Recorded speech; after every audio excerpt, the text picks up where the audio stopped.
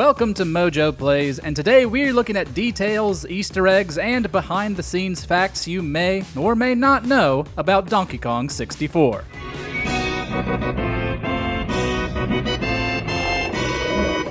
But before we dive in, we publish new content all week long, so be sure to subscribe and ring the bell to get notified about our latest videos. An extensive marketing campaign. Donkey Kong is back in an adventure so big, it's taking the country by storm. Nintendo had big dreams for Donkey Kong 64 and spent an awful lot of money and time making sure they came true. It spent $22 million on marketing, which was a lot for the time, and twice as much as what it spent on other first-party titles. Pretty much everywhere you looked, you'd spot DK and his friends. This turbocharged game has better graphics, more moves, bigger bosses, huge worlds. It's so big we included an expansion pack to get it all in. They didn't even tip me! There were ads in movie theaters, magazines, and on billboards. There was a sweepstakes with Dr. Pepper and a tour across the US called The Beast is Back, featuring a truck full of Nintendo games. It also released a bundle with a special Jungle Green N64, and a few weeks after release, Nintendo of America held a contest where fans could submit a video of themselves performing their own version of the DK rap in order to win said bundle, along with a trip to their headquarters. Donkey Kong 64, and you thought insanity was crazy. Heaven help us all. A Mountain of Collectibles.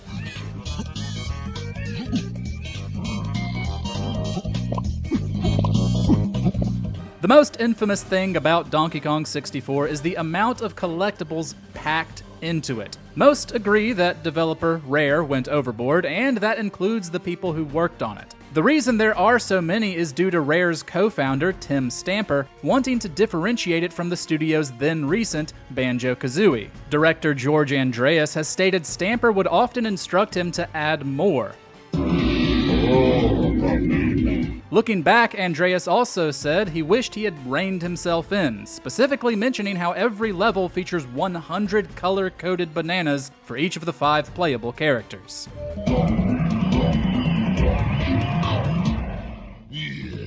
A Guinness World Record.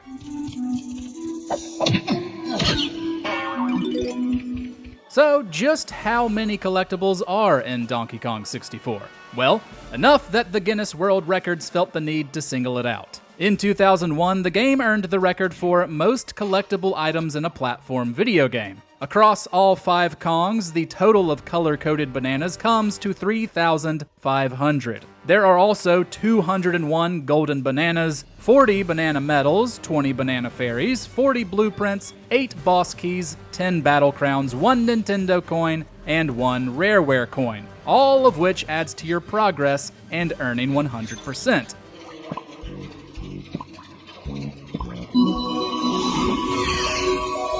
There are also 949 banana coins, which the game doesn't keep track of. Good Lord.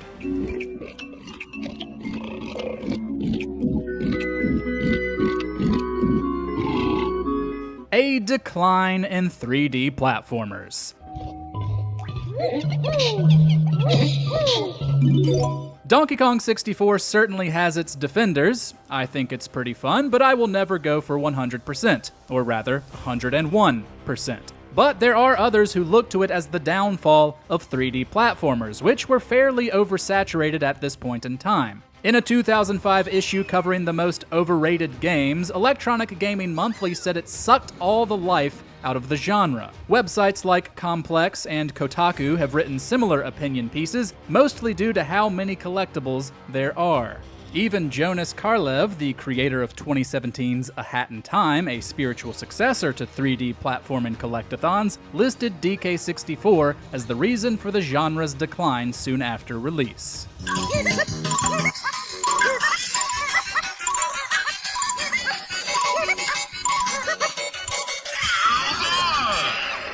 The final rainbow coin. Many of you are likely aware of the final rainbow coin, one of the collectibles in Donkey Kong 64, since it was the subject of a lot of articles when it was discovered. But it's still an interesting secret that deserves inclusion. Most levels include one rainbow coin, which gives each Kong 5 regular banana coins. But in 2017, a speedrunner named Isotarge found a second one in the level Fungi Forest. You get these by performing a super slam on top of special dirt mounds. But Isotarge found this one hidden in a field of grass.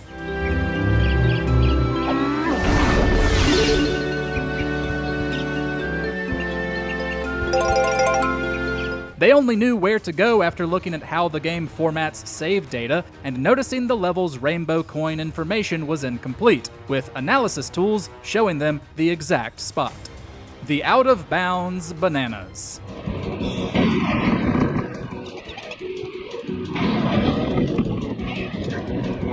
Like I said, Donkey Kong 64 has its defenders, and many of those players love collecting everything, and even digging into what they can find out of bounds to collect even more. In case 500 bananas per level wasn't enough for you, there are a few bananas you can find outside the limits of their levels. In Tiny Kong's section of Gloomy Galleon, you can find a single purple banana out of bounds. In Jungle Japes, there's a yellow banana far below the Rambi crate, and in the same level, probably the easiest of these to glitch your way to, there's a red banana for Diddy Kong under the ground near the minecart minigame.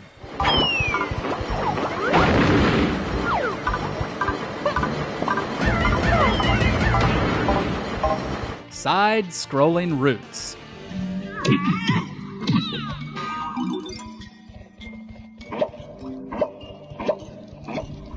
Rare began work on Donkey Kong 64 soon after the release of the third country game, 1996's Dixie Kong's Double Trouble. The team spent 18 months making their next game in line with previous titles. The original version was a 2.5D side-scroller and would have been much more linear than what we ultimately got.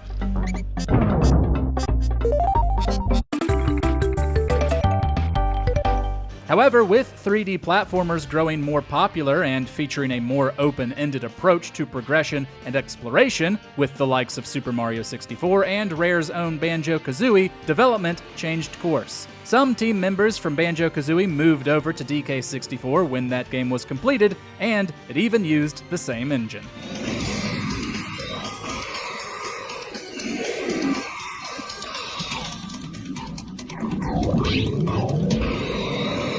Stop and Swap.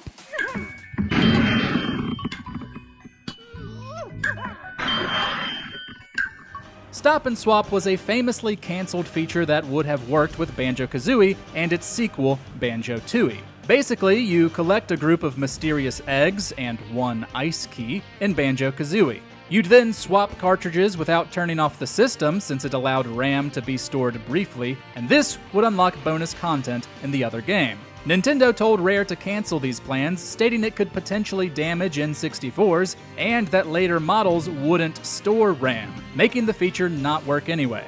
Well, Donkey Kong 64 was another game planned to use this feature.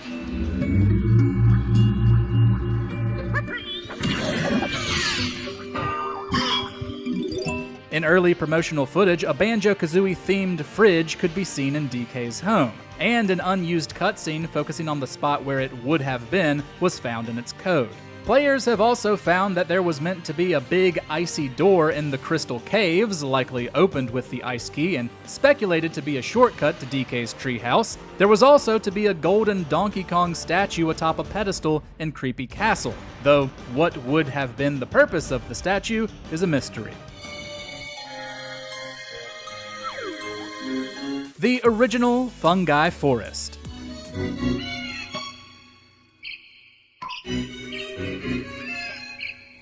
As you can tell, there are a lot of connections between this game and Banjo-Kazooie. Fungi Forest is one of the best levels in Donkey Kong 64, featuring a cool day and night cycle that changes which areas you can access and how enemies behave.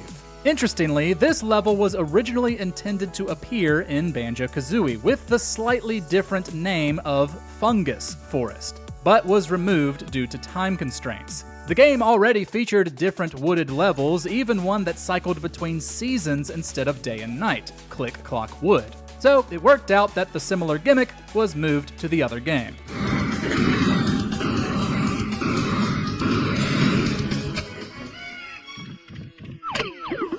Collected instruments.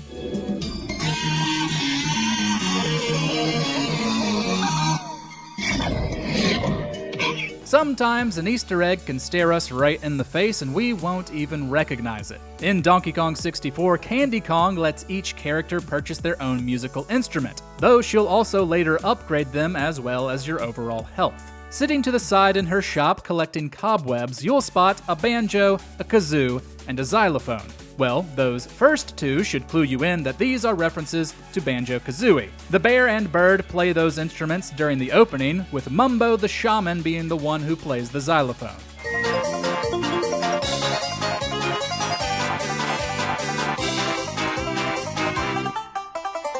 Repurposed music.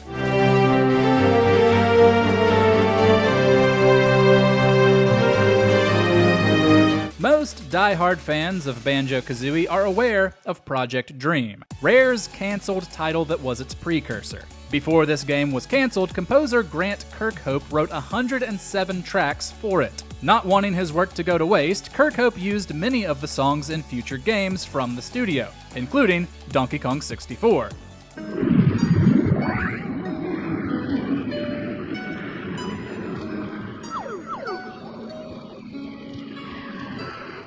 These include the level themes for Creepy Castle, Hideout Helm, and Gloomy Galleon. Interestingly, that last one reused music meant to accompany the villain of Project Dream, a pirate named Captain Blackeye.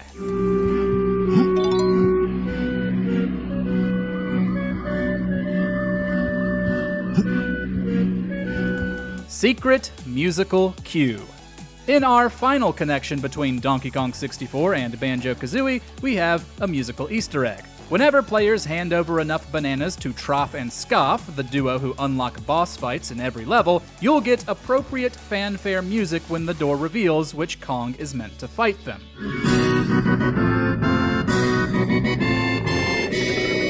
This victorious theme is actually a sped-up version of what plays when you discover one of the stop-and-swap secrets in Banjo-Kazooie.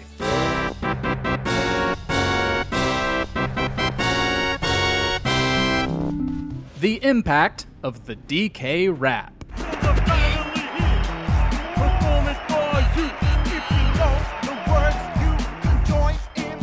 The opening rap of Donkey Kong 64 is one of the most divisive pieces of video game music ever created. At the time, many reviewers and players hated it, but it was never meant to be taken so seriously. It started as a joke between composer Kirkhope, director Andreas, and programmer Chris Sutherland. Kirkhope would later recall being confused over everyone taking it seriously, and it being his first experience of people reacting negatively towards his music. Time has been kind to it, however, with its utterly ridiculous lyrics making it one of the more memorable moments from the game. Even Nintendo came around on it, including it in the 2023 Super Mario Bros. Movie.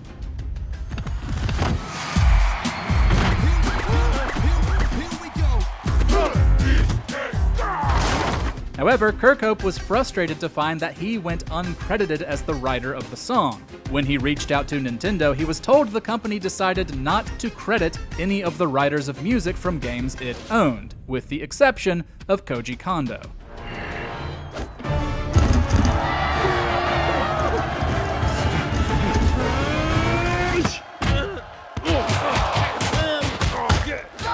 The Expansion Pak rumor.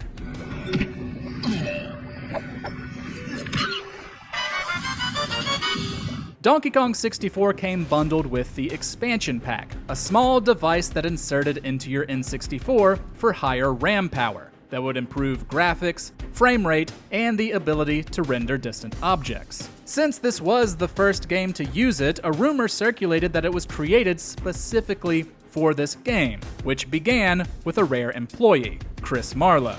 He claimed a game-breaking bug was discovered late in development that couldn't be fixed without the expansion pack, hence why the game was bundled with it. However, this was proven false by others who worked on it, namely artist Mark Stevenson. While the bug was discovered late in development, DK64 was planned to use the expansion pack from a much earlier point, and the reason it was bundled with the system was because Nintendo wanted to avoid confusing customers.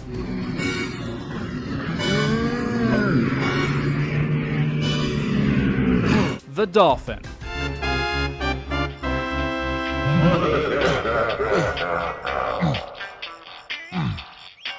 Another Easter egg that stares you right in the face can be seen at the beginning of the game. Inside DK's home, you can find a red steel girder, a nod to the original Donkey Kong arcade game. Next to it is a phonograph, a nod to the opening of Donkey Kong Country where Cranky Kong plays the original game's theme music.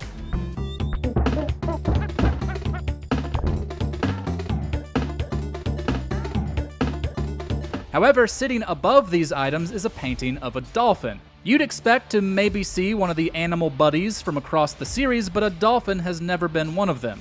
This is believed to be a reference to the GameCube's codename before it was officially revealed, the Dolphin. NFR cartridge.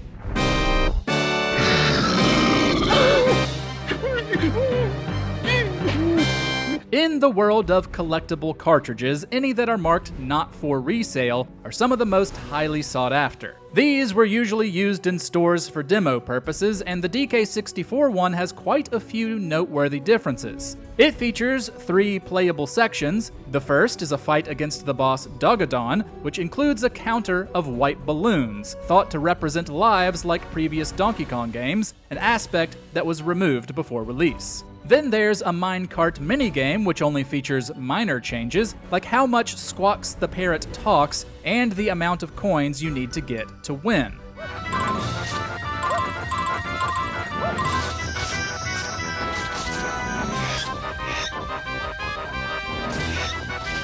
Finally, it's the boss fight against Armadillo. This is actually the second fight against him, but within the arena of the first. We again see the life balloon counter and hear the boss talk instead of just making noises.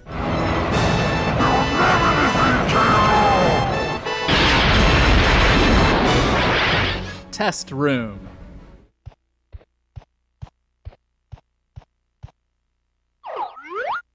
Many games have test rooms you can reach through certain tricks. In Donkey Kong 64, you first have to collect all 40 of Snide's blueprints, meaning you won't gain access to it until late in the game. Once you've done that, pressing the C up button while speaking with Snide will get you to the minigame menu, and then pressing A and B at the same time will take you to the test room.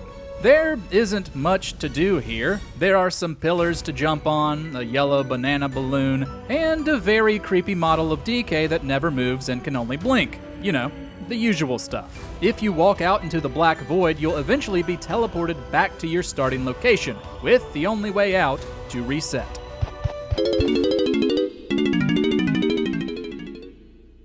Crushia in adventure mode.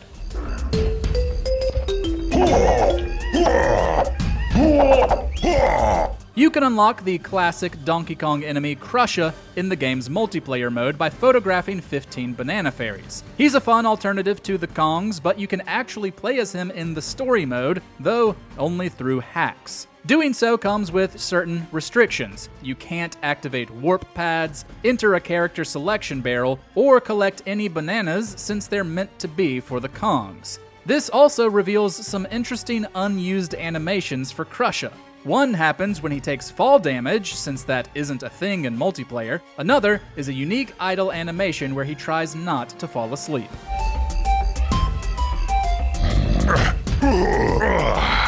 Accessing levels early.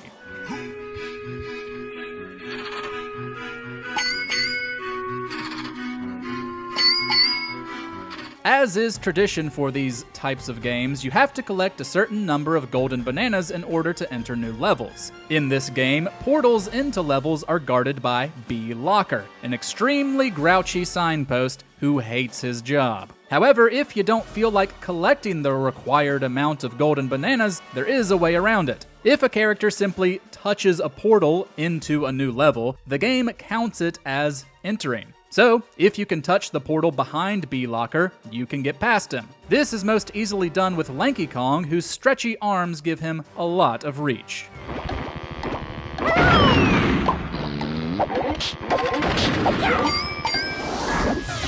Kong Guns. One of the best stories about Donkey Kong 64's development concerns the guns that each of the Kongs use. They're made of wood and shoot things like nuts, fruit, and feathers, but they still each resemble a real-life firearm. In fact, for DK's coconut gun, a shotgun was used as a placeholder during development. Director George Andreas forgot that it was in there until a visit from series creator Shigeru Miyamoto, future Nintendo president and CEO Satoru Iwata, and Nintendo of America chairman Howard Lincoln. When the shotgun came on screen, Andreas recalls seeing a horrified look from Miyamoto, who then quickly drew up a sketch of the coconut gun and handed it to him. Regardless of what Rare's eventual plans were, I love the idea of Miyamoto being stunned by DK wielding a shotgun. If he shoots ya, it's gonna hurt. The Fourth Melon.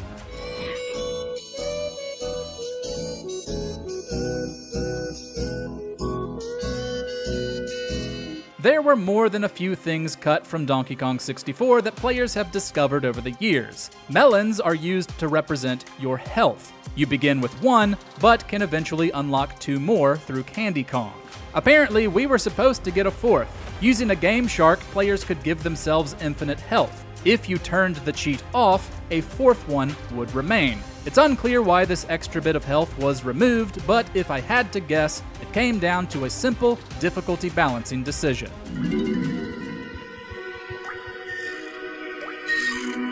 Removed enemies.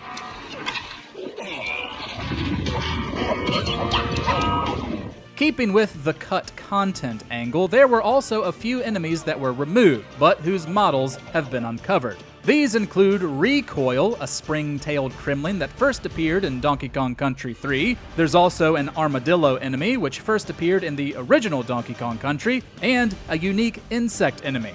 More interesting are two Jack-in-the-Box type enemies, one of which is a clown and the other a boxing glove. Perhaps these were removed due to their similarity of one of the game's best boss fights, Mad Jack.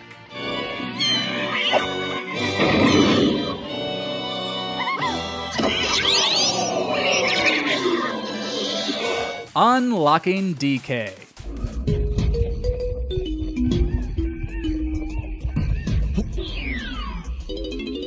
When you start the game, all Kongs other than DK are locked, with different colored question marks holding their place inside the character selection barrels. However, the game actually treats him as if he's locked too. You just won't ever notice it. He's locked until you exit the tutorial area by opening the gate at the exit. However, if you glitch your way past this gate without doing so, the game will still read DK as locked. A yellow question mark exists within the game to represent him in the character select screen, though why this exists is unclear. Anti-piracy.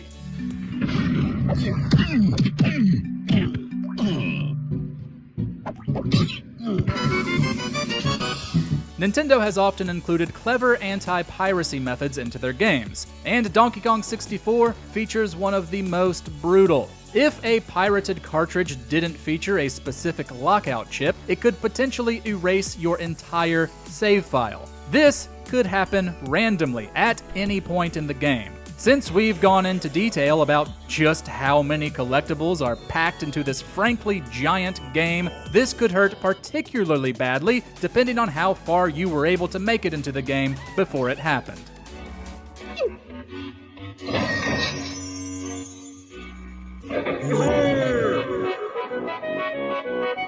No Dixie Kong.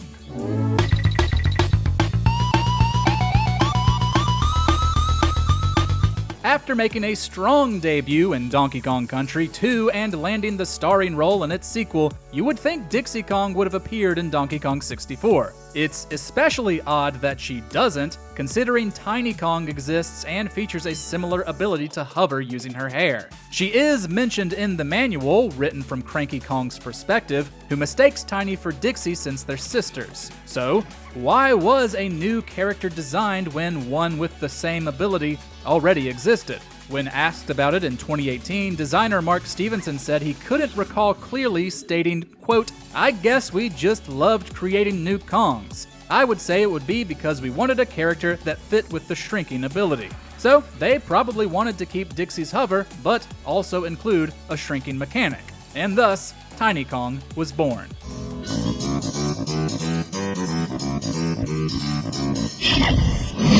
Do you know of any other fun facts about Donkey Kong 64? Share them with us in the comments.